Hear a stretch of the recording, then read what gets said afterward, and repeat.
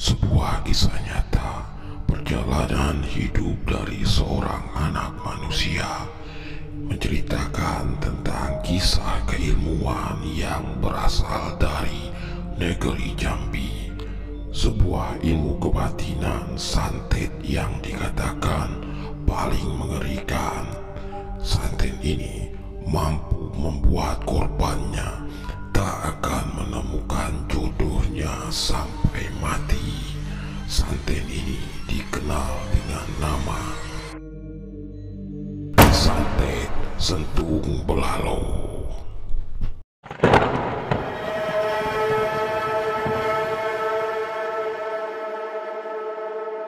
Bismillahirrahmanirrahim. Assalamualaikum warahmatullahi wabarakatuh. Kembali lagi bersama saya, Ryu Wijaya, di sebuah kisah misteri.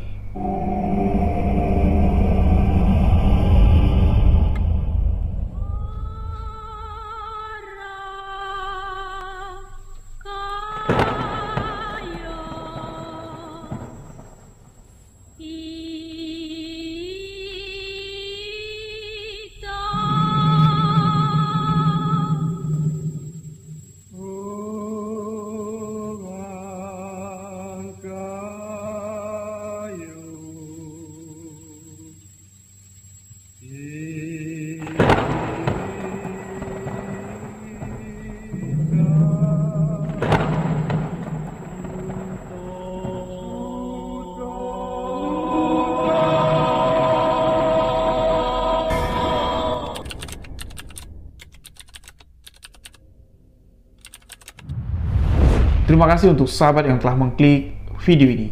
Terima kasih untuk sahabat yang telah memberikan dukungan, memberikan support agar channel ini dapat berkembang. Untuk sahabat yang baru bergabung, baru mendengarkan kisah misteri yang saya ceritakan, sahabat boleh mengklik tombol subscribe, aktifkan notifikasi loncengnya, dan jangan lupa bagikan video sebuah kisah misteri ke akun sosial media sahabat-sahabat semua. Untuk lebih akrab dengan saya, sahabat boleh follow akun Instagram pribadi saya di Ryu.wijaya91.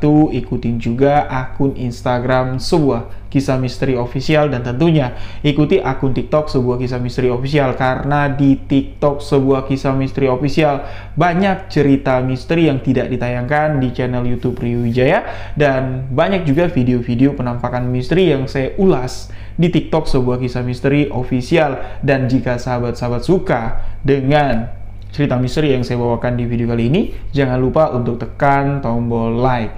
Nah, untuk sahabat yang ingin berbagi cerita pengalaman misteri, boleh sahabat bagikan ke WhatsApp admin yang ada di bawah ini. Dan ingat, WhatsApp admin cuman ada di 2 nomor. Selain 2 nomor di bawah ini, itu berarti tidak ada sangkut pautnya dengan Ryu Wijaya and Team. Jadi jangan sampai ada yang memanfaatkan kesempatan dalam kesempitan. Jadi cuman itu nomor admin kami. Nah, untuk format cerita itu bisa tuliskan atau kirimkan voice note biar bisa lebih simple dan gampang lagi. Insya Allah kisah kiriman sahabat akan saya bawakan di video sebuah kisah misteri selanjutnya. Dan di video kali ini, sebuah request dari sahabat misteri yang sudah lama sekali. Ya, requestan ini tidak saya bawakan karena masih saya simpan kisah misteri satu ini. Tentunya sahabat-sahabat nantikan tentang pembahasan keilmuan yang ada di negeri Jambi. Apa itu? Saya akan membahas tentang Sentung Belalo. Tapi Sentung Belalo ini banyak versinya, sahabat-sahabat. Mungkin di awal akan saya jelaskan satu persatu sebelum masuk ke dalam alur cerita kisah misterinya. Dan disclaimer, kisah ini cukup panjang. Jadi buat sahabat-sahabat, biar ndak gagal paham, biar ndak kehilangan alur benang merah dalam kisah ini, no skip-skip, pantengin terus, banyak hikmah. Kalau teliti, banyak ilmu dalam perjalanan cerita yang akan saya bawakan di video kali ini. Bayangkan, dari rasa sakit hati timbul benci, dari benci timbul keinginan untuk menyakiti, menghakimi dengan cara Sentung Belalo, menyewa seorang dukun untuk memutuskan jodoh seseorang dan dikawinkan dengan batu nisan. Bayangkan, barang siapa yang dikenakan santet ini sampai mati, jodohnya tak bakal bertemu di dunia ini. Sampai mati akan bergelar perawan tua mengerikan. Dari sakit hati seorang laki-laki berujung cerita misteri yang mengerikan. Inilah Sentung Belalo, kawin batin dengan batu nisan. Penasaran selengkapnya? Saya hanya ceritakan kisah ini dalam segmen Sebuah Kisah Misteri.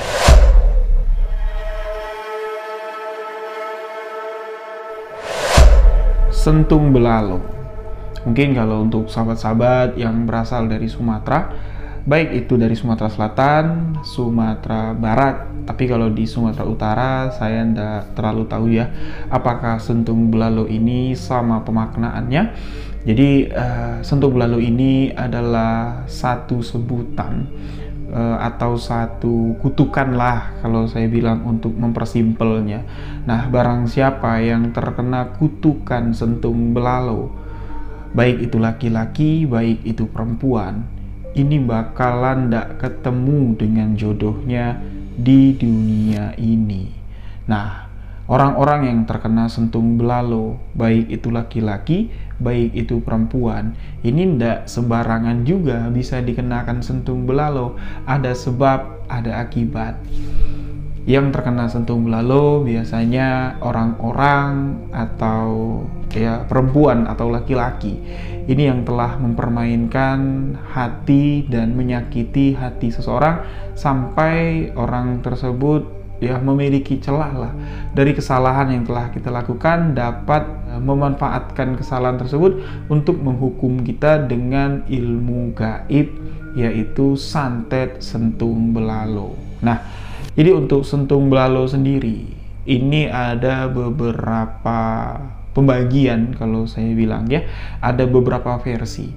Salah satunya yang akan saya ceritakan di video kali ini, dan yang saya ceritakan di video kali ini akan ada kaitannya juga dengan ilmu kebatinan yang disebut kawin batin. Nah, jadi ilmu atau pelepasan santet Sentung Belalo ini ya, ini ada beberapa versi seperti yang saya katakan tadi, dan yang paling ditakuti, yang paling mengerikan ya versi yang akan saya ceritakan kali ini, Sentung Belalo yang dikaitkan atau dilepaskan dengan ilmu kawin batin. Nah, jadi sudah jelas ya, Sentung Belalo ini sebutan kutukan. Jika terkena Sentung Belalo berarti laki-laki maupun perempuan tersebut mereka tidak bakal ketemu jodohnya di dunia ini. Dan mereka-mereka yang terkena Sentung Belalo pastinya bukan mereka yang orang yang istilahnya yang tidak punya salah, tidak, tetap orang yang bersalah inilah yang dapat dikenakan Sentung Belalo. Tapi kalau kita tidak kenal, kita tidak pernah ada permasalahan, kita mau mengenai sasaran kita atau perempuan atau laki-laki itu dengan santet Sentung Belalo, itu tidak dapat dilakukan, tidak bisa. Harus ada ikatan dulu, setidaknya kenal, setidaknya pernah menyakiti atau tersakiti lah, baru Sentung Belalo berlaku. Kalau tidak bisa, tidak sembarangan melepas santet Sentung Belalo ini. Nah, jadi selesai sudah saya jelaskan apa itu Sentung Belalo. Nah, Sentung Belalo yang akan saya ceritakan ini berkaitan dengan satu ilmu kebatinan yang ya yang paling tinggi lah saya katakan, yang disebut dengan istilah kawin batin. Jadi kawin batin pun di sini dibagi dalam beberapa versi. Versi pertama kawin batin itu untuk mengikat, untuk memikat, dan kawin batin kedua ini seseorang yang sudah dapat titel tinggi dalam pengolahan batin untuk kawin batin ini bisa melepas kawin batin untuk tujuan, untuk maksud tertentu selain mengenai hati dari lawan jenis atau menikahkan atau mengawinkan dirinya dengan batin seseorang, yang mana ketika sudah ada ikatan pernikahan batin atau kawin batin, ya tentu orang itu akan tunduk patuh tergila-gila kepada kita yang mengawininya. Nah, jadi selain untuk itu, kawin batin ini juga bisa digunakan untuk menyakiti orang dengan cara Sentung Belalo kawin batin seperti yang akan saya ceritakan di video kali ini.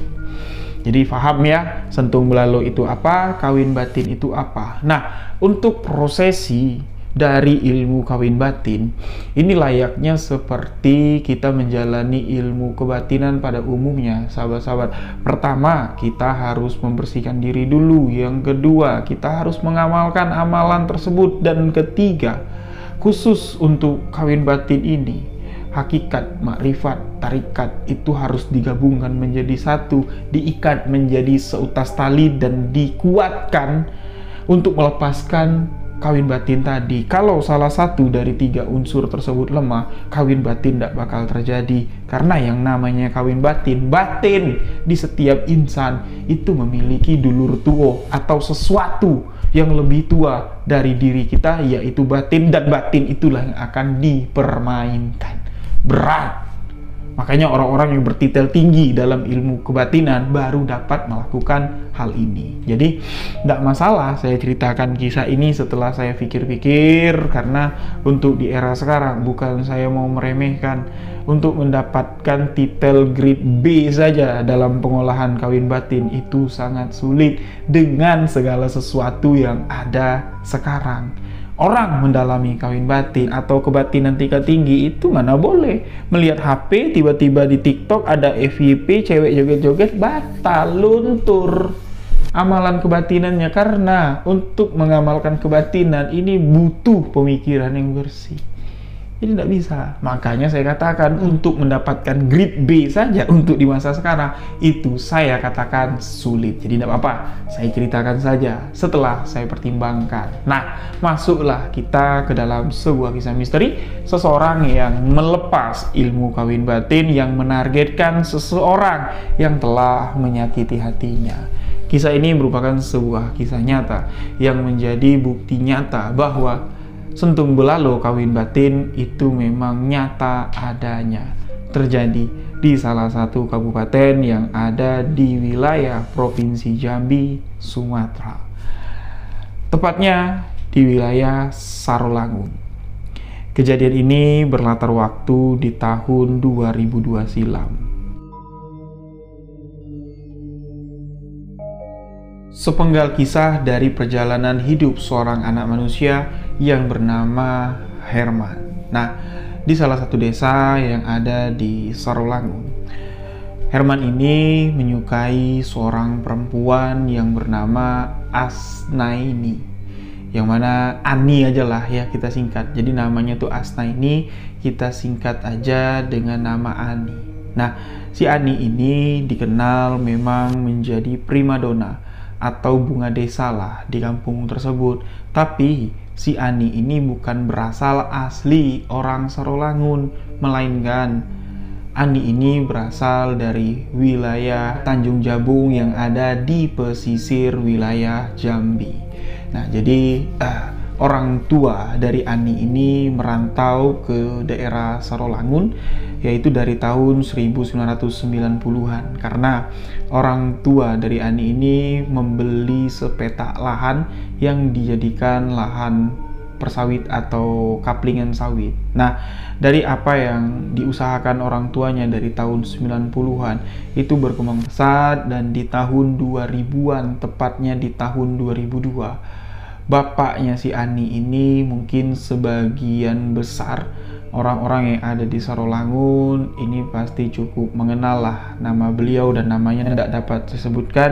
Namanya dikenal karena cukup banyak memiliki lahan pertanian sawit, toke sawit lah saya katakan. Nah, siapa yang tidak suka dengan Ani? Seorang wanita Banjar yang berparas cantik, seorang wanita yang memiliki harta yang cukup banyak.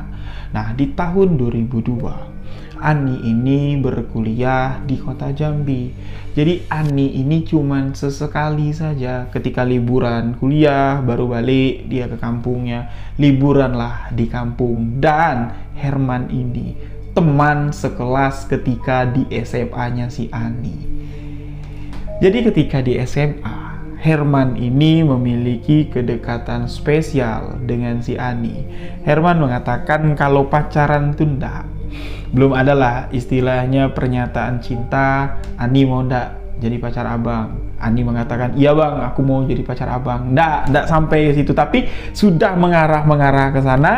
Waktu Herman untuk PDKT habis, masa-masa sekolah pun habis. Ani lulus sekolah, hijrah ke kota Jambi, sedangkan si Herman ini tetap ya berada di Sorolangun. Dia tidak nerusin kuliah karena Herman harus bekerja. Herman bekerjalah di salah satu kantor kelurahan yang ada di wilayah Sorolangun sebagai tenaga honorer. Nah, singkat cerita sahabat-sahabat, waktu 4 tahun ini berjalan singkat sekali. Yang mana masa 4 tahun ini dilalui Herman dengan hari-harinya menjadi tenaga honorer. Tapi selama 4 tahun Herman ini tidak juga diangkat-angkat jadi PNS. Sedangkan si Ani ini sudah mendapatkan apa yang diinginkan dari ibu bapaknya, apa yang diinginkan oleh Ani. Ani lulus menjadi sarjana dan langsung mendapatkan titel beserta pekerjaan.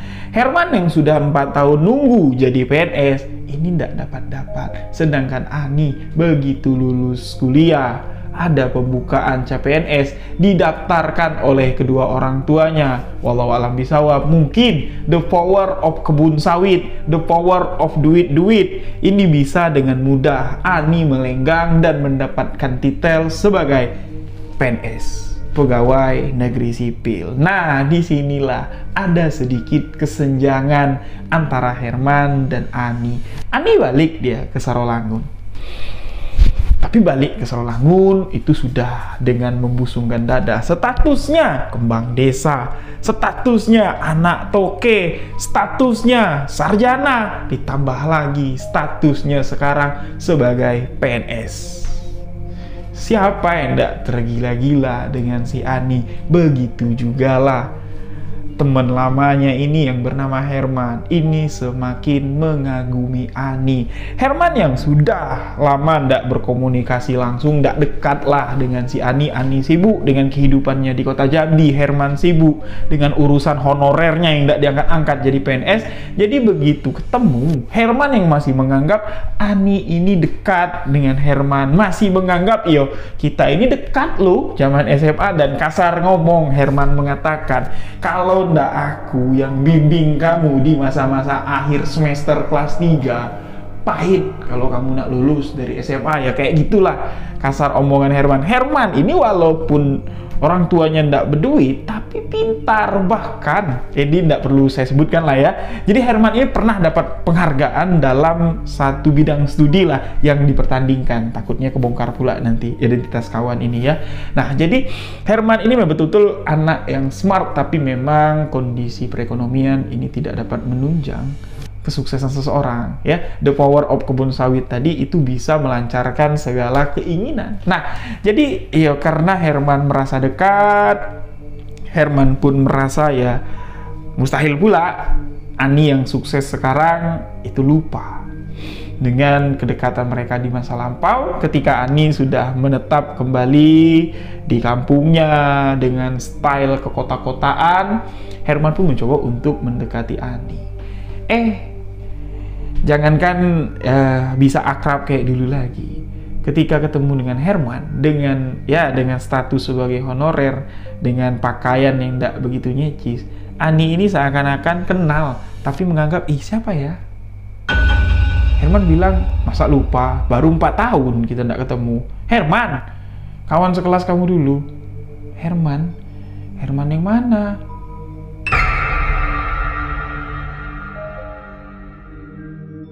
Kayak gitu lah. Kayak apa ya? Kayak ngedongkolin lah. Ya sudah, Herman jelasin, masa kamu lupa? Aku anak si A, anak si B. Barulah si Ani bilang, oh iya bang, maaf bang, lupa bang. Maklum lah, Ani sibuk sekarang bang. Begitu lulus kuliah, bapak langsung daftarin CPNS, dan sekarang ya lumayan lah bang.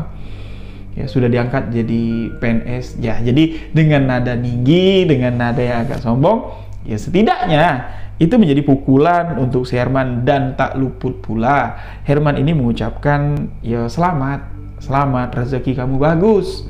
Sedangkan aku ya peraih nilai tertinggi lah dalam UAN pada saat itu, ujian akhir nasional. Tapi ya nasibku 4 tahun nggak gerak-gerak dari kantor lurah menjadi tenaga honorer. Selamatlah kalau kayak gitu. Dan Herman pun mengatakan, bantu-bantulah abang dek, kalau di kantor adek ada pembukaan, ya setidaknya abang bisa pindah dari kantor abang yang lama, ya mana tahu bisa bantu-bantu kamu jadi asisten, jadilah. Nah, mendengar itu si Ani ini semakin seakan mengecilkan si Herman. Ya nantilah bang ya, saya tanya-tanya dulu, kira-kira saya butuh nggak pembantu di kantor. Dia mengatakan hal seperti itu. Nah, di situ Herman ini serasa kayak pang, kena tampar. Tapi dia di sini ya dididik sama keluarganya itu, ya apapun yang dikatakan orang, setidaknya apa yang pernah kamu lakukan di tempo hari, yaitu menjadi amal kebaikan kamu. Bukan kita minta balasan sama orang yang kita bantu, tapi lillahi ta'ala, Allah yang akan membalikkan keadaanmu nanti. Ya, jadi dengan rasa sakit hati, dengan rasa yang apa ya, istilahnya ya gundah gulana lah, Herman ini mendatangi teman baiknya yang bernama Ridwan. Nah, ini balik-balik lagi the power of kebun sawit, the power of duit. Nah, ini saya jelaskan sesuai dengan relate ya, dengan realita, sahabat-sahabat. Ini kehidupan yang real, nyata di era tahun 2000 itu di Bungo, di Tebo, di daerah Serolangun, ya, provinsi-provinsi besar karena sawit, yang saya katakan banyak cukong-cukong baru yang timbul karena duit sawit, itu kehidupannya lebih keras, ya. Nah, jadi Herman ini bertemu dengan Ridwan, yang mana Ridwan ini bapaknya itu di wilayah Sarko, Sarolangun Bangko, itu bapaknya nomor 3. Aset, properti, sawit itu paling banyak. Nah, ini Herman, Ridwan dengan Ani itu ketika di masa-masa SMA, apalagi di akhir-akhir semester lah ya, di kelas 3, mereka ini kayak 3 serangkai. Tapi statusnya dulu, Herman ini menjadi superstar karena kepintaran, sedangkan si Ridwan ini jadi bahan bulian karena ya gayanya besar tapi tidak sesuai dengan penampilannya. Ibarat kata ya apa sih, gondes ya, atau enggak bahasa gondes. Jadi pakaian yang dibeli sama si Ridwan ini tuh baju-baju mahal, barang-barang branded lah kalau bahasanya sekarang, tapi stylenya tuh nabrak-nabrak, nggak sesuai. Nah, itulah yang sering dicengin atau sering dibully oleh teman-teman yang ada di sekolah, yang di pergaulan mereka lah, di circle mereka lah. Dan si Ani ini salah satu yang paling enek ngelihat si Ridwan ini, paling geli lah. Bahkan ketika Herman ngajak, yuk kita diundang sama si Ridwan buat belajar sama-sama untuk menghadapi UAN. Nggak lah, kalau kamu ngajak aku ke tempat si Ridwan, kita nggak temenan lagi. Kalau kamu mau belajar sama aku, yuk ke rumah aku, kata si Ani. Nah, sampai-sampai kayak si Ridwan ini dikucilkan lah sama mereka. Tapi di 4 tahun yang sudah berlalu, the power of duit sawit ini tadi, Herman ini tadi ya fokuslah dia ya di pekerjaannya di kantor, ya kantor desa ini jadi honor. Sedangkan Ridwan ini dimodalin sama bapaknya, kuliah enggak, karena otaknya pas-pasan, itu nyontek semua, hasil ujian itu dikasih tahu semua sama si Herman. Si Ridwan ini tadi dikasih modal itu berkembang, punya sawit sendiri, punya tambang sendiri, punya showroom mobil pula, hartanya sudah banyak di usia yang masih muda, dengan tampilan yang masih gondes. Ketika bertemu dengan Ani, tahu enggak? Ani yang tadinya geli sama si Ridwan, malah berpaling hati. Dan itu diketahui oleh Herman ketika Herman ini ingin curhat sama si Ridwan. Ketika Herman mendatangi Ridwan, dan perlu sahabat-sahabat ketahui, hubungan Herman dengan Ridwan ini setelah masa lulus sekolah ya, masa si Ridwan ini merintis karirnya dari modal usaha orang tua, dan begitu juga masa-masa Herman ini merintis kerjaan jadi honor di kantor desa yang tidak naik-naik ini ya. Beberapa kali ngikutin tes CPNS tapi hasilnya nihil. Mereka ini berhubungan baik, bahkan seringlah ketemu di setiap minggunya. Jadi karena rasa gundah gulana dan merasa teman dekat hanya sisa satu-satunya si Ridwan ini, datanglah Herman menemui Ridwan. Niat hati ini untuk menceritakan perubahan sikap dari salah satu teman mereka, teman dekat mereka. 3 serangkai ini kan Herman, Ridwan, sama Ani. Nah, maksud kedatangan si Herman ingin curhat sama Ridwan untuk menceritakan perubahan sikap si Ani seakan-akan tidak mengenali lagi siapa sosok Herman. Datanglah Herman dengan wajah yang penuh kesedihan disambut sama Ridwan. Ridwan tahu kalau Herman datang ini ingin bercerita. Herman langsung ditanya sama Ridwan, "Lur, ngapo wajah tuh berkerut 12? Sedih nian nampak dari jauh. Sini, duduk masuk. Kalau ada cerita, ceritalah. Kalau ada masalah, sama-sama kita selesaikan. Kalau ada sesuatu yang menjanggal, curahkanlah di sini." Itu sambutan dari Ridwan, sahabat baik dari si Herman. Nah, dengan penuh pencurahan lah, atau dengan penuh ekspresif lah, si Herman mulai menceritakan, lur, awak dak nyangko nian, maso gitu sekolah dulu cepat nian rasanya berlalu. Ngapo pula? Memang 4 tahun lur, waktu begitu cepat, kata si Ridwan tadi. Bukan masalah itu lur. Awak kiro kanti dulu dengan kanti sekarang itu sama. Yo tapi beda status, nampaknya beda pula lagi kenangan. Kau nyindir aku? Ya Ridwan ini kan merasa status mereka beda, tapi mereka sahabat, bukan kau. Kau ingat dah? Kita dulu punya kawan betino, kawan perempuan, kawan dekat kita. Siapa? Ridwan bertanya. Ani. Ani mana? Ani, anak si A yang tinggal di sini. Masa kau lupa dengan Ani? Oh, ngapo pula dengan budak si kok tuh? Apa halnya? Nah, itulah lur yang buat aku kecewa. Rasa hati ini sakit ya. Rasa tercampak, rasa hati ini. Ngapo pula? Mulai Ridwan di sini bertanya dengan wajah yang serius. Herman tidak curiga, tapi Herman terus di sini bercerita. Lur bayangkan, seingat aku 4 tahun lebih aku sudah tidak berjumpa dengan si Ani. Terakhir berjumpa masa-masa kita lulus dari SMA. Betul, kata Ridwan. Karena Ani kan kuliah di Jambi. Nah, itu dia. Tadi lur, tadi barusan yang tadi sebelum aku kesini, aku bertemu dengan Ani. Kau bayangkan wajah aku yang macam nih, aduh dak berubah dari masa-masa sekolah dulu. Wajah kau pun dak jauh berubah. Masa iyo? Ketika aku ketemu dengan Ani, aku tegur baik-baik. Aku tahu status dia sekarang PNS, lulusan kuliahan, lah jadi orang besar. Aku sadar diri, aku tegur, aku sebut ibu. Bu, apa kabar? Masih ingat dak sama saya?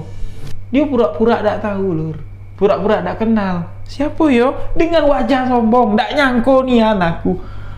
Aku bilang lah, Bang Herman, masa lupa dengan abang? Herman mana ya? Dengan pakai bahasa kota pula. Herman mana ya? Aku banyak kenalan nama Herman. Nah, di situ aku sudah mulai agak sedikit, ya, tidak yakin lah kalau Ani ini masih kenal aku. Tapi setidaknya aku tidak mau sio-sio, sudah negur Ani tadi. Aku perkenalkan diri. Tahu tidak jawabannya apa? Oh iya ingat bang. Ada apa bang? Kenapa? Karena aku tahu status Ani sekarang jadi PNS di kantor A, instansi besar. Ya, aku yang statusnya honorer, pegawai rendahan. Aku minta tolong dengan si Ani. Jadi aku negur dia tuh bukan dengan maksud tujuan yang aneh-aneh, cuman untuk silaturahmi dan minta sekalian tolong. Aku utarakanlah apa yang ku inginkan. Dek, ya sekiranya di kantor adik ada lowongan untuk abang, dan ya mungkin peluang abang lebih besar diangkat jadi PNS. Kalau ikut tes dari kantor adik, dari instansi adik, yo kabar-kabari abang, bantulah abang. Abang 4 tahun lontang-lantung jadi honor di sini. Oh itu, nantilah bang ya. Kalau nanti di kantor Ani ada yang buka untuk bantu-bantu di kantor Ani kabarin abang.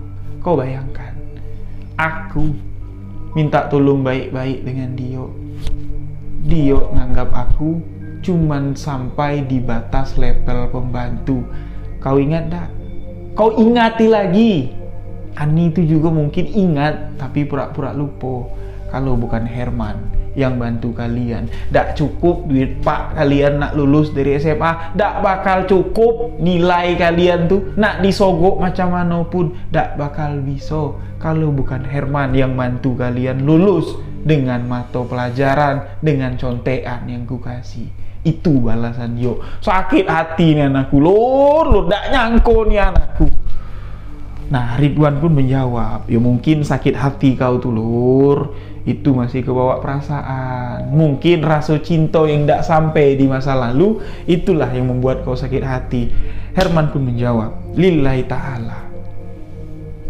Sudah aku bisa dengan Ani, tahu status Dio, tahu perkembangan kehidupan Dio, cukup bikin aku senang. Dan tidak terbayang kalau aku bakal bisa sama-sama dengan Dio. Sudah tidak selepel lagi. Bukan itu yang bikin aku sakit hati, tapi sikapnya yang pura-pura tidak mengenali aku, melupakan semua jasa-jasa baik aku. Aku bukan minta dibalas jasa-jasa aku semasa kalian, semasa Ani, semasa kau dulu di masa SMA, tidak sama sekali. Tapi setidaknya cukup kita bisa berkawan, silaturahmi, tidak lebih. Nah, mendengar itu, Ridwan ini yang wajahnya tegang, ini kayak deng, gitu. Kayak tidak ada beban. Nah, di sini ya jujur ya, Herman menyadari sedikit ada perubahan sikap dari awal ketika menyebut nama Ani, ya, sampai dimana Herman mengatakan tidak ada perasaan lagi sama Ani dan terbukalah apa yang disembunyikan Ridwan selama ini kepada Herman. Ridwan mengatakan, lur, maaf. Ya, sekali lagi aku minta maaf. Maaf apa? Herman bilang, jadi gini lur, kalau Ani itu yang kau maksud, aku minta maaf atas sikap dia. Mungkin dia betul-betul lupa lur dengan kau. Maksud kau apa? Maaf Nian, sekali lagi, Ani yang awak maksud tuh Ani calon istri saya lur. Saya sebentar lagi nak nikah dengan Ani. Ani kawan sekolah kita dulu. Ani yang baru balik dari Jambi. Ani yang dulur katokan ketemu dengan dulur tadi pagi. Itu calon istri saya lur. Maafnya lur. Nah, mendengar itu, Herman yang tadinya niat mau curhat, ini malah kayak hatinya tuh hancur, kayak badannya tuh hancur ketabrak truk. Rasanya tuh wallahu a'lam bishawab, ya Allah Tuhanku, saya aja ngebawanya emosinya kayak, ini apa maksudnya? Herman bilang, kau tahu kan, aku dengan Ani itu seperti apa dulu? Aku tahu juga betapa benci Ani sama kau dulu. Kok bisa kau sembunyikan semua ini? Selama ini kita ketemu, kau tidak pernah cerita. Kau menjalin hubungan sama Ani, bahkan kau sudah pacaran, sudah mau menikah sama Ani. Aku ini kalian anggap apa? Jujur, di masa SMA, aku merasakan suka sama Ani. Tapi setelah kita berpisah, Ani kuliah, ya, mencari jati dirinya, mencari karirnya lah, atau mengejar impiannya. Aku pun sudah tidak berharap besar, bahkan rasa sayang lah ya kepada si Ani itu tidak ada lagi. Tapi kalau caranya kayak gini, sama saja kau menikamku dari belakang. Apa maksud kau menyembunyikan apa yang terjadi selama ini hubungan kau sama Ani kepada aku? Ridwan cuma menjawab satu kalimat, aku takut kau baper, aku takut kau sakit hati. Nah, jadi mendengar itu, ya Ridwan sempat lama termenung. Flashback mengingat apa yang sudah terjadi, dendam itu timbul. Satu ungkapan ini sempat diucapkan spontan begitu saja kepada Ridwan ya, yang diucapkan Herman. Herman mengatakan seperti ini, ya baiklah Lur, selamatlah. Kalau memang kau jodoh dengan si Ani berjodoh dengan kau, aku mungkin tidak berjodoh dengan Ani.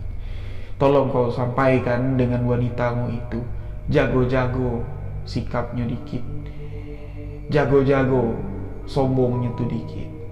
Aku tidak pernah minta anggap, aku tidak pernah minta balas apa yang telah aku lakukan untuk kalian berdua, dan kau tidak perlu merasa tidak enak diam-diam menjalin hubungan dengan wanitamu itu. Ya mungkin sekarang jodoh kau dengan Ani dekat, jodoh Ani dengan kau dekat, jodoh aku dakdo, tapi tunggu nanti jodoh Ani, jodoh kau itu sudah binasa. Herman pun meninggalkan Ridwan dengan tanda tanya, dengan satu kalimat yang misterius. Dan sesuatu yang tidak diinginkan tentunya oleh pasangan Ani dengan Ridwan ini akan terjadi dari dendam seorang sahabat baik, dendam orang baik yang tersakiti. Jadi di tengah alur cerita ini kita bisa membuktikan ya, pepatah atau quotes dari Joker yang sempat viral dulu, ingat gak? Yang dijadikan meme. Orang jahat itu adalah orang baik yang tersakiti. Ya seperti inilah nyatanya. Itu adalah relate, itu adalah sebuah realita. Seseorang yang baik jangan pernah disakiti, karena kita tidak tahu orang baik itu jahatnya itu lebih kejam dari seorang penjahat. Tapi si penjahat belum tentu dapat dibilang baik, walaupun si penjahat sudah merubah watak jahatnya menjadi orang baik, tapi tetap dicap menjadi penjahat. Itulah sebuah realita. Betul? Apa betul? Betul. Nah, jadi ini menurut langsung penuturan yang disampaikan oleh Herman. Tokoh karakter dalam kisah ini menceritakan prosesi-prosesi tentang apa yang dilakukannya. Makanya saya sampai tahu apa yang dilakukan Herman ini adalah sentung belalo dengan kawin batin. Dua penggabungan kutukan sentung belalo yang dilepas dengan ilmu kebatinan kawin batin. Nah, jadi ya awalnya Herman tidak mau sampai melakukan hal ini, tapi yang namanya hati kalau sudah disakiti, gelap mata itu bukan pilihan, tapi itu sudah terbentang di jalan yang kita lalui. Gelap itu ndak kelihatan gelap lagi. Ya, gelap itu ndak tahu lagi kalau itu gelap, dan itulah yang menuntun Herman ini mencari istilahnya pengetahuan di bidang mistik, berguru kepada seseorang dalam waktu singkat. Herman yang cerdas, Herman yang memiliki tekad, ini dapat mengkombinasikan dua ilmu kebatinan sentung belalo dengan kawin batin dijadikan satu. Nah, dalam prosesi ya pelafalan ilmu, dalam pengambilan ilmu ini diceritakan sama Herman full tanpa ada yang ditutup-tutupinya. Bahkan beliau mengatakan ilmu ini didapat Herman dari wilayah Serampas.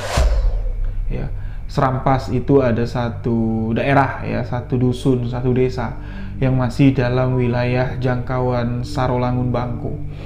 Itu memang ada satu desa yang disebut Desa Serampas, dan di sana itu gudangnya orang-orang sakti, orang-orang yang memiliki makrifat tinggi dalam ilmu kebatinan. Kalau santet menyantet itu mainan anak kecil yang ada di sana. Nah, jadi datanglah Herman ke sana, masuk dia ke Serampas atas. Jadi wilayah Serampas ini berbukit, sahabat-sahabat. Serampas bawah ini boleh dikatakan itu gerbang masuk, pintu masuk untuk sampai ke wilayah Serampas. Nah, jadi orang-orang Serampas bawah dengan Serampas Ateh atau Serampas atas ini beda. Serampas bawah ini orang-orang yang berilmu, tapi itu sudah dikomersilkan, dalam arti kata ya masih banyak dukun tipu-tipu. Ya, mereka sudah beradaptasi dengan dunia luar, sudah terkontaminasi dengan kehidupan orang kota. Namun, serampas atas atau serampas ate ini adalah orang-orang yang masih menjunjung tinggi kejujuran dalam ilmu kebatinan. Ibarat kata, ini seperti kalau di daerah Jawa Barat, kayak wilayah Baduy lah. Baduy luar, Baduy dalam. Nah, Herman ini mendatangi seseorang yang ada di serampas atas. Nama orang itu tidak dapat saya sebutkan, dan di serampas atas itulah Herman menuntut ilmu. Gimana caranya? Herman ingin melepaskan ilmu sentung belalo ini dengan tangannya sendiri. Jadi kalau untuk ngupah orang, sebenarnya Herman ini bisa. Bahkan untuk membunuh orang atau membunuh pasangan yang sudah menyakiti hati Herman ini sebenarnya bisa. Tapi itu mengupah orang, jatuhnya ya apa ya, kayak balas dendam itu ndak afdol, kurang srek rasanya. Herman mau melakukan itu dengan tangannya sendiri, mau ndak mau dia harus menuntut ilmu kebatinan tersebut. Dan dari sumpah kepada orang yang mewarisi ilmu tersebut, Herman ini cuma dapat melepaskan ilmu kombinasi itu sekali seumur hidupnya, yakni cuma untuk membalaskan dendamnya ke pasangan Ridwan dengan Ani. Dan prosesi pengamalan pun ini dilakukan, dan pemutusan ilmu ini itu agak sedikit creepy, agak sedikit merinding sahabat-sahabat. Herman harus mencari duda atau janda yang meninggoy ini di malam Jumat. Jadi meninggalnya di malam Jumat. Kalau dikuburnya itu mau di hari Jumatnya atau di hari Sabtunya bebas. Tapi meninggalnya itu harus di malam Jumat. Malam Jumat itu berarti dari jam 7 sampai jam 12 malam. Karena lewat dari jam 12 malam itu sudah masuk di pagi Jumat atau Jumat dini hari. Nah, itulah prosesi yang agak sedikit lama. Herman ini menemukan janda atau duda yang meninggal di malam tersebut. Untuk apa? Itu untuk pemutusan ilmu sentung belalo dengan ilmu kawin batin. Jadi kawin batin ini adalah ilmu yang sudah saya jelaskan di awal. Di belakang ini tidak perlu saya jelaskan panjang lebar lagi. Nah, gurunya si Herman ini meminta si Herman ini mencari yang meninggoy duda atau janda di malam Jumat tadi ketika dapat kabar. Tentunya sebelum jenazah ini dimakamkan. Itu kan orang berkumpul. Orang kan nyelawat bahasanya ya. Nah, ketika orang nyelawat itu masih banyak ya, kalau di daerah, bahkan di Jambi, di kampung saya Pijoan sampai hari ini itu masih ada yang nyelawat itu pakai beras. Dan tahu nggak sahabat-sahabat, kalau bawa beras itu kan ada tempat beras nih, ada tempat beras nyelawat. Nah, itulah yang harus dicuri di malam Jumat. Jadi setelah dapat mencuri itu, Herman ini harus membacakan ilmu tersebut dan main hakikat. Sosok yang ada di hadapan Herman atau jenazah janda atau duda yang meninggal di malam Jumat itu dihakikatkan. Itu ruh atau korin lah dari yang meninggal itu dimasukkan Herman ke dalam tempat beras dan dikunci untuk dijadikan sentung belalo. Nah, karena Herman ini itu kan targetnya sepasang suami istri. Nah, jadi kan Herman ini targetnya kan laki-laki dengan perempuan. Tentunya Herman harus mencari orang yang meninggal duda dan orang yang meninggal janda. Karena nanti si janda akan dijodohkan dengan target laki-laki dan si duda ini akan ditargetkan dinikahkan secara batin dengan si jantan. Jadi sepasang-sepasang. Nah, itulah yang agak sedikit lama. Pertama Herman dapat yang duda duluan. Dapatlah dia mencuri dari satu ibu-ibu tempat bau beras, yang berasnya sudah dimasukkan ke dalam gentong. Nah, Herman masukin ilmunya ke situ. Jadi dihakikatkan korin atau arwah atau ruh dari yang meninggal dimasukkan ke situ untuk nanti dikawinkan. Dan begitu juga kepada ketika Herman mencari yang meninggal janda tadi, hal serupa dilakukan. Dan setelah itu selesai, putuslah ilmu yang sudah disiapkan Herman dan tinggal Herman mengeksekusi semuanya. Seperti apa yang dikatakan oleh Ridwan. Ridwan dengan Ani ini akan segera menikah, tapi belum ditentukan tahunnya kapan, tahun ini atau tahun depan. Apalagi hari dan tanggalnya ini belum ditentukan, dan itu masih cukup leluasa membuat Herman ini memiliki kesempatan untuk melepaskan santet sentung belalo kawin batin yang sudah dipelajari oleh Herman. Nah, ini tepat di tahun 2002 ya, sahabat-sahabat. 2002 ya? Itu ada ya? Iya. 19. 28 bang. Ya, udah CS lagi aku dan kamu ya.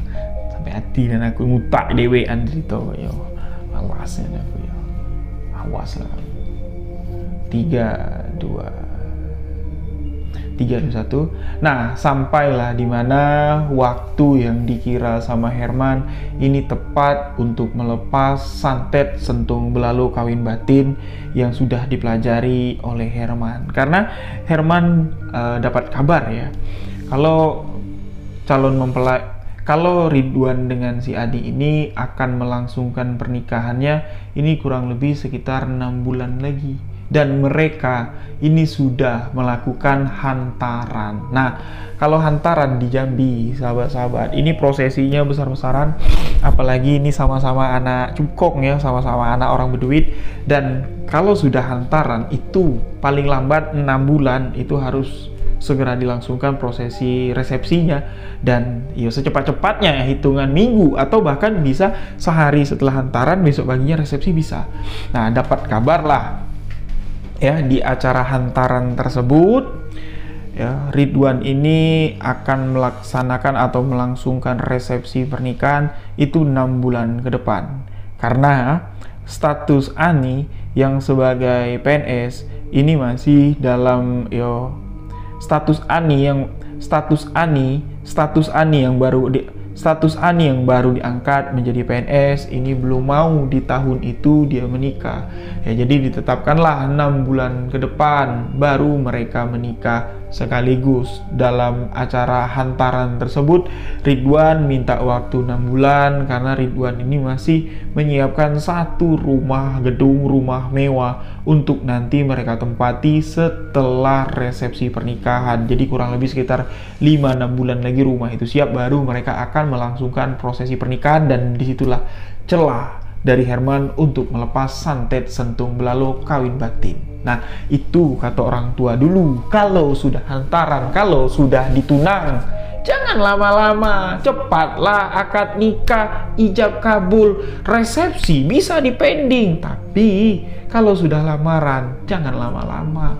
Takutnya orang ketiga masuk untuk merusak segalanya. Kalau adat Jambi, ketika hantaran yang sudah diantar ini gagal, maksudnya dalam arti kata si Ridwan ini sudah full ngantar hantaran berupa barang, berupa duit untuk resepsi, tapi dalam waktu 6 bulan si perempuannya bertingkah, pihak mempelai perempuan harus diwajibkan membayar adat mengembalikan barang hantaran dengan dikalikan 2. Itu wajib dilakukan kalau pihak perempuan tidak mau kena malu. Nah, jadi mendengar itu hantaran dengan nominal besar, acara resepsi hantaran ini diadakan besar-besaran, mendengar kalau Ridwan tengah mempersiapkan mahligai istana mewah untuk mempelai perempuan yaitu Ani, buat Herman semakin menjadi-jadi ingin cepat melepaskan santet sentung belalo kawin batinnya. Nah, jadi di suatu malam Herman ini dapat kabar kalau salah satu warga desanya ini ada yang meninggal, seorang laki-laki perjaka atau seorang anak yang masih berusia 17 tahunan lah ya.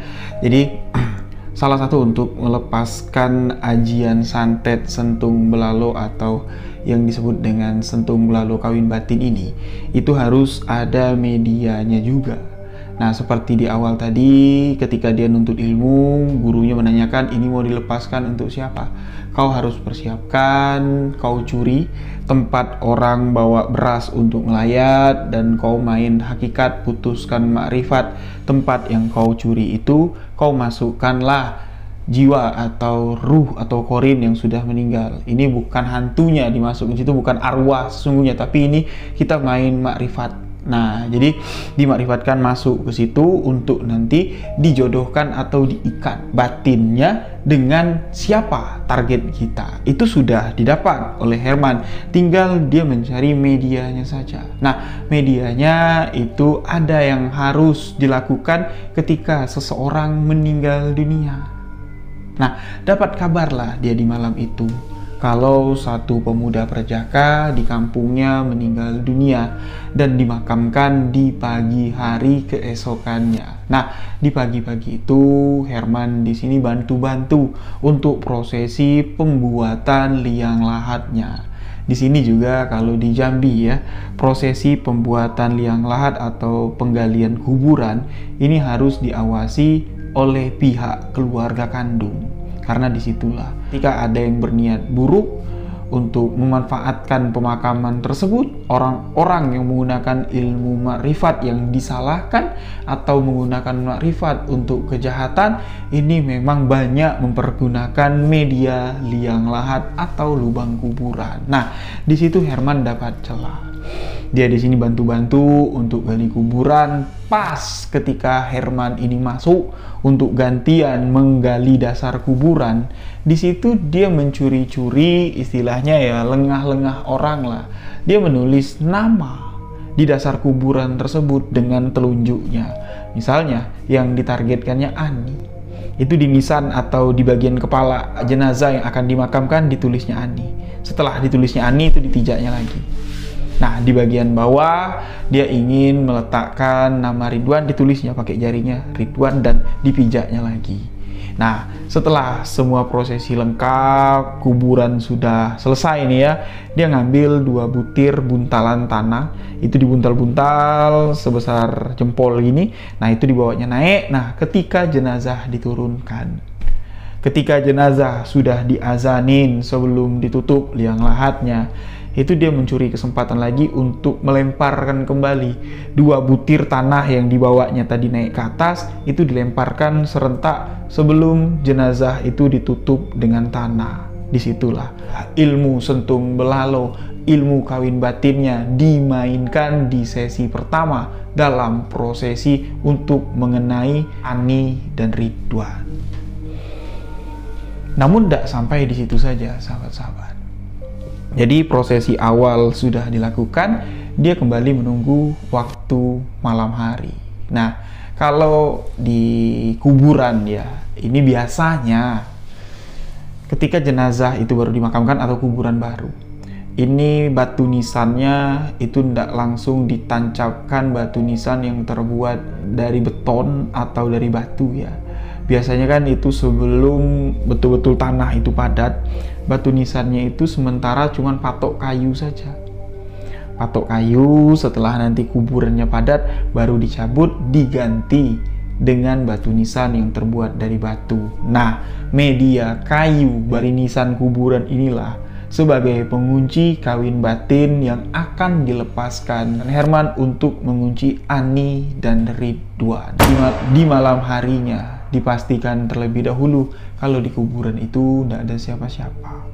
Sudah pasti tidak ada siapa-siapa, barulah ya Herman ini melancarkan aksinya dengan membawa 3 benang yang berwarna putih, berwarna hitam, berwarna merah. Ini dipelintir atau dipilin, itu jadinya kayak gelang nanti. Itu disiapkan seukuran bisa dapat mengikat di batu nisan tersebut. Jadi yang akan dilepas sama si Herman di malam itu ini 2 kawin batin. Pertama, di nisan kepala Herman akan mengikat kawin batin ruh atau jodoh atau nafsu atau keinginan dari Ani, perempuan yang sudah menyakiti hatinya, dengan siapa yang tertanam di kuburan ini dan ruh dari seseorang yang sudah dicurinya tempat untuk naruh beras nyelawat itu dibawanya, itulah menjadi pengikat atau mas kawin dari kawin batin yang akan dilakukan. Bukan Herman mengawinkan ruh dari Ani dengan ruh seseorang yang sudah dipersiapkannya dengan ikatan yang akan diikat di nisan kayu kuburan baru tersebut. Duduklah Herman di bagian nisan. Jadi dia bawa pisau kecil. Sebelum dia melakukan prosesi lepas kawin batin ini, dia harus mengikis dulu kayu nisan dari kuburan tersebut.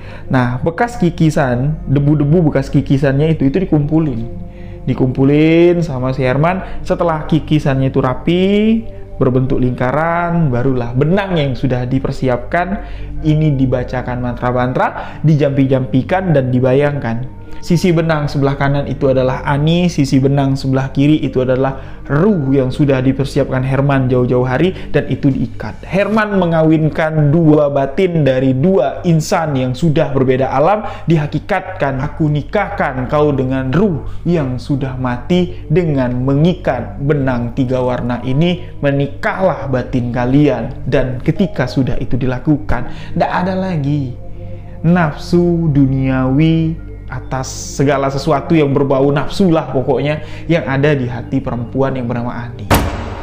Nafsu ngelihat laki-laki, nafsu mau menikah, ya seakan-akan dia sudah punya pujaan hati yang tidak tahu ada di mana. Dia menanti sesuatu yang tidak pasti, sesuatu yang jelas sudah mati. Ruh orang sudah mati yang sudah ditanam di dalam kubur tersebut. Nah, itu dilakukan di nisan kepala dan di nisan kakinya. Ini lebih kejam lagi. Di satu kuburan itu dijadikan 2 media sentung belalo kawin batin. Di bagian kakinya, ketika menggali kuburan, nama Ridwan sudah tertulis, dan di kayu nisan bagian kaki kembali ritual serupa dilakukan. Dikikisnya dulu, sudah dikikis, diikatnya lah benang 3 warna dengan menghakikatkan, Ridwan, jodohmu terikat di sini, matilah jodohmu di sini, tidak ada lagi jodohmu di dunia ini. Kau tunggulah sampai mati jodohmu datang. Tidak bakal datang karena jodohmu sudah tertanam dalam liang lahat ini. Itu jahatnya kawin batin ini, sahabat-sahabat. Apalagi dikaitkan dengan sentung belalo sampai mati. 2 insan yang sudah dinikahkan dalam prosesi kawin batin mayit ini tidak akan mendapat jodoh. Tidak bakal dapat jodoh. Tidak bakal dapat disembuhkan. Karena apa? Benang yang terikat itu akan raib, hilang secara misterius. Dan setelah benang itu raib, kikisan dari kayu nisan itu ditiup.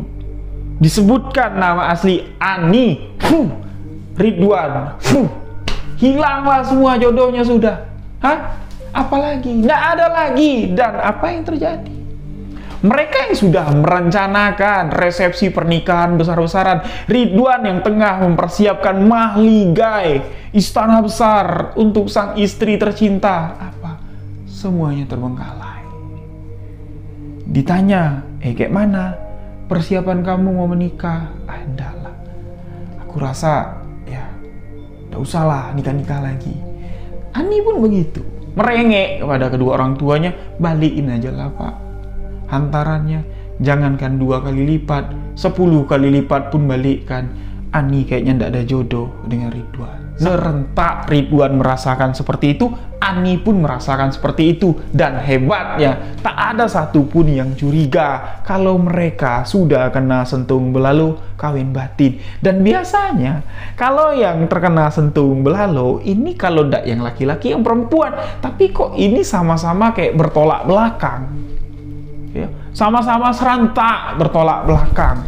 Tidak ada yang mengira kalau ini adalah permainan batin. Nah, resepsi pernikahan besar-besaran dibatalkan. Setahun berlalu, terlihat keceriaan, kesombongan dari Ani itu terkikis sedikit demi sedikit.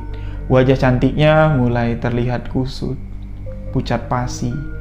Badan yang bersih sudah tak lagi terurus karena batinnya tersiksa menanti sesuatu yang tidak pasti, merasa kalau ada cinta yang tak terlihat, merasa ada keinginan yang seperti sudah terbenam. Begitu juga Ridwan, kebun sawit berhektar-hektar terbengkalai, showroom mobil tidak keurus, dan dia seakan-akan memikirkan sesuatu yang tidak pasti, bak punggu merindukan bulan. Sedangkan Herman ini merasa sangat puas sekali, dan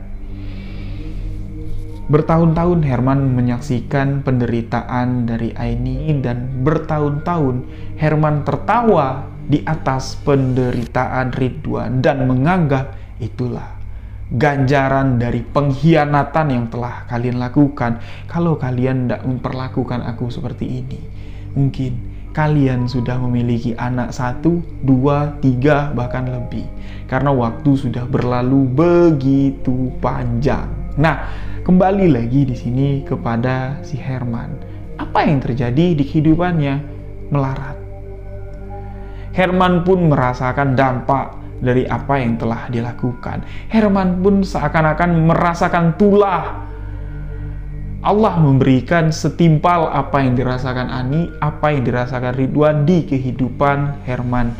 Herman menikah dengan seorang perempuan, awalnya memiliki rasa cinta, tapi baru sebulan 2 bulan. Rasa cinta itu seakan-akan bukan cinta kepada istrinya, bahkan jangankan cinta, nafsu untuk bersetubuh saja tidak ada. Seakan-akan Herman ini ngelihat tubuh istrinya itu kayak tubuh mayit. Sikap Herman sangat dingin, dan akhirnya perempuan mana yang sanggup digituin?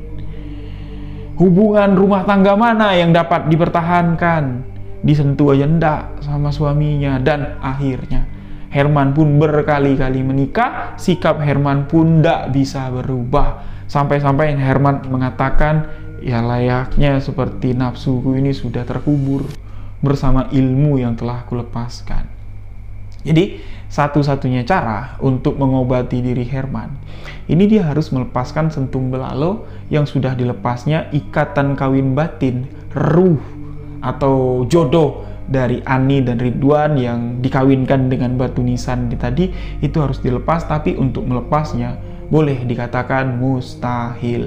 Mau tidak mau, Herman pun juga tidak dapat bisa disembuhkan. Tapi satu kepuasan yang dapat dilihat Herman, kalau takdirku sudah begini sesuai dengan suratan nasibku. Aku orang susah, ya wajar lah, susah kayak gini, tapi lucu melihat kalian, orang yang berada tapi tidak pernah mencoba untuk bisa dapat menikah. Itulah kepuasan yang didapatkan oleh Herman. Nah, itulah jeleknya ya ilmu kebatinan kalau kita gunakan untuk sesuatu yang nyala, untuk sesuatu yang buruk. Dampaknya itu seperti tamparan di dunia nyata. Begitu tertampar, begitu terasa sakit. Memang nyata efek ilmu yang dilepaskan oleh Herman. 2 insan yang dilepaskan dengan mengikatkan batinnya dengan dikawinkan sama batu nisan yang ada di kuburan, yaitu sesuai lah dengan ekspektasinya, jodohnya mati. Tidak berjodoh mereka berdua, dan dengan siapapun di dunia ini jodohnya tidak ada. Tapi rasa yang dirasakan Herman ya tidak jauh beda dengan 2 insan yang sudah dikerjakan oleh Herman. Nah, itulah sebuah kisah nyata yang dinamakan sentung belalo kawin batin. Bang Rio, gimana nasib 2 sejoli yang mau menikah tadi? Apakah sampai akhir hayatnya menemukan jodoh? Tidak. Kisah ini saya dapat kurang lebih di awal-awal tahun 2022 lah. Saya baru balik dari Jakarta ya, pas lepas COVID pertama. Saya bertemu dengan yang namanya Herman yang membahas tentang keilmuan, dan dia mengatakan, percaya enggak kamu kalau 2 ilmu itu bisa dikombo menjadi satu? Maksudnya ya itulah yang dia ceritakan kepada saya, kalau dia bisa mengkombo 2 ilmu menjadi satu. Dan pertanyaan sahabat-sahabat mungkin sama dengan pertanyaan saya, gimana nasib Ridwan dan Ani sampai sekarang? Aku sudah 4 kali menikah, 4 kali bercerai, tidak punya anak, tapi Ani sama Ridwan, jangankan mikirin nikah, ngurus badannya saja tidak bisa. Ani yang tidak kekurangan apapun, itu tidak bisa ngurus badan. Yang tadinya cantik, berpendidikan, intelek, ini tidak, ya seakan-akan kehilangan jati diri. Begitu juga Ridwan, yang dikenal sebagai pembisnis handal, itu tidak bisa ngapa-ngapain lagi. akal sehatnya itu seakan-akan hilang, dan aku pun ya kayak gini. Ya, dia nerima pasrah keadaannya, tapi ya saya arahkan sedikit-sedikit, arah-arah untuk tobat. Dia bilang, biarlah kami bertiga mati dalam penderitaan kami masing-masing. Urusan dunia, ya urusan dunia, urusan akhirat, urusan aku dengan Tuhan. Dibilang kayak gitu. Jadi ya sudah nyala sekali lah faham yang ada di diri Bang Herman. Jadi sampai hari ini saya tidak dapat ya. Dulu beliau pernah ninggalin nomor WhatsApp tapi tidak aktif lagi. Kalaupun sempat ketemu, saya pengen mengetahui amalan sentung belalo yang mana yang diamalkan oleh Bang Herman ini, karena itu tidak dijelaskan, cuman dijelaskan ikatan kawin batinnya saja yang lebih dijelaskan. Sentung belalonya dari awal sahabat-sahabat dengarkan lagi lah. Saya sebutkan cuman sentung belalonya saja, Bang Herman tidak nyebutin. Karena apa? Kalau saya tahu sentung belalo apa yang dilepaskan Bang Herman, itu masih ada kesempatan ya kisaran 40% lah ya untuk melepaskan ikatan tersebut, dan mudah-mudahan bisa ada jodohnya lagi lah, 2 orang yang dikerjain sama Bang Herman. Bang Herman sama sekali tidak mau nyebutin sentung belalo apa. Jadi kalau ikatan kawin batin itu sulit untuk dilepaskan. Nah, jadi kita doakan sajalah kepada 3 nama yang disebutkan dalam kisah ini, semoga mereka yang masih hidup ya diberikan kesehatan, dan ya jika ada salah mereka dapat saling memaafkan. Untuk Bang Herman sendiri, kalau saja dia menonton cerita ini, maafkan saya karena saya tidak bisa membantu Bang Herman untuk mencari solusi untuk menyelesaikan permasalahan Bang Herman yang Bang Herman ceritakan di tempo hari lalu, karena Bang Herman untuk bertobat saja tidak mau. Bagaimana kita ingin menyelesaikan apa yang Bang Herman keluhkan kepada saya, karena satu-satunya jalan untuk mengatasi permasalahan Bang Herman hanyalah taubatan nasuha. Allah lah yang dapat mencabut apa yang telah ditentukannya. Tak ada manusia yang sanggup kecuali satu, Allah Subhanahu wa Ta'ala, Sang Pencipta alam semesta. Jadi inilah sebuah kisah misteri, kisah nyata dari Jambi, mengerikan sekali. Dari kisah ini ambil hikmah pelajaran bahwa sikap itu akan menentukan segalanya. Terima kasih atas sahabat yang telah mendengarkan kisah ini. Jika ada salah kata, salah ucap dalam penyampaian kisah ini, mohon dimaafkan. Saya Riu Wijaya beserta tim undur diri. Wabillahi taufiq wal hidayah. Wassalamualaikum warahmatullahi wabarakatuh. Salam sebuah kisah misteri.